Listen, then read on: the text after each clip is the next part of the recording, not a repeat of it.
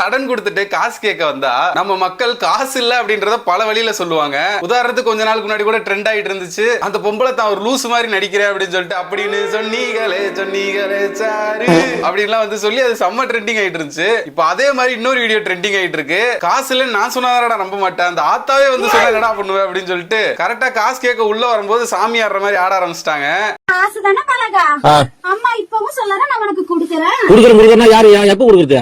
பொண்ணுகிட்ட இப்போதைக்கு கொடுக்க முடியல.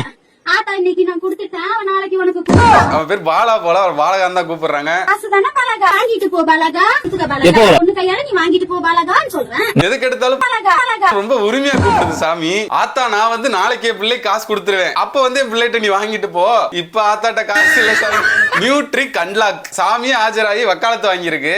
ஆத்தா நான் கொடுத்துட்டேன், என் பொண்ணு கையால உன் கைக்கு வந்ததுக்கு அப்புறம் நீ கொடுக்க வேண்டிய இடத்துல கொடுத்துக்க பாலகா. என் பொண்ணு கையில இருந்து பணம் எப்ப நீ வாங்குறியா அப்ப உன் கைக்கு வந்து சேரும். என் பொண்ணு கைக்கு எப்ப காசு வருதோ அப்போ உங்க கைக்கு வந்து சேரும். கமெண்ட்ஸ்ல வந்து போட்டிருக்காங்க, அவங்க அம்மனை இறக்குனா நீங்க கருப்பனை இறக்கி விடுங்க ப்ரோ. ஒருத்தவங்க கிட்ட காசு இல்ல, அதை திருப்பி கட்ட முடியல அப்படின்றது அவங்களோட குடும்ப வறுமை எனக்கு புரியுது.